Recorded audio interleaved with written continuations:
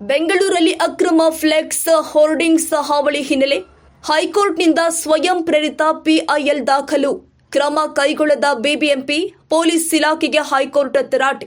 ರಾಜ್ಯದಲ್ಲಿ 6.8 ಲಕ್ಷ ಅಕ್ರಮ ಜಾಹೀರಾತುಗಳಿವೆ ಎಂಬ ವರದಿ ಇದೆ. ರಸ್ತೆಗಳಲ್ಲಿ ಅಕ್ರಮ ಹೋರ್ಡಿಂಗ್ಗಳ ಹಾವಳಿ ಮುಂದುವರೆದಿದೆ. ಅಕ್ರಮ ಜಾಹೀರಾತುಗಳಿಂದಾಗಿ ಪಾದಚಾರಿಗಳಿಗೆ ಸಮಸ್ಯೆ, ಸಂಚಾರ ದಟ್ಟಣೆಗೆ ಕಾರಣ.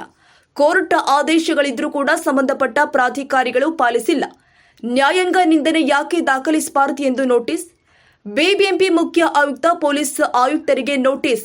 ಜುಲೈ 26ರೊಳಗೆ ಉತ್ತರಿಸುವಂತೆ ಹೈಕೋರ್ಟ್ ಖಡಕ್ ಆದೇಶ. ಸರ್ಕಾರದ ಅನುಮೋದನೆಯೊಂದಿಗೆ ಜಾಹೀರಾತು ನಿಯಮ ರೂಪಿಸಲಾಗಿದೆ. ಬಿಬಿಎಂಪಿ ಜಾಹೀರಾತು ಸಂಬಂಧ ಕರಡು ಬೈಲಾ ಪ್ರಕಟಿಸಬೇಕಿದೆ. ಹೈಕೋರ್ಟ್ಗೆ ಎಎಜಿ ಪ್ರತಿಮಾ ಹೊನ್ನಾಪುರ ಮಾಹಿತಿ. ಪ್ರತಿ ಅಕ್ರಮ ಜಾಹೀರಾತು ತಡೆಗೆ ವಿಫಲವಾದರೆ 1 ಲಕ್ಷ ದಂಡ ನೀಡಬೇಕು ಎಂಬ ಆದೇಶವಿದೆ. ಆದರೂ ಕೂಡ ಕೋರ್ಟ್ ಆದೇಶ ಪಾಲಿಸಲು ಬಿಬಿಎಂಪಿಯಿಂದ ನಿರ್ಲಕ್ಷ್ಯ. ಫ್ಲೆಕ್ಸ್ ಹಾವಳಿ ತಡೆಯಲು ಸದಾಕಾಲವೂ ಸನ್ನದ್ಧರಾಗಿರಬೇಕು. 5ನೇ ಗೇರ್ನಲ್ಲಿ ಕೆಲಸ ಮಾಡಲು ಬಿಬಿಎಂಪಿಗೆ ಸೂಚನೆ.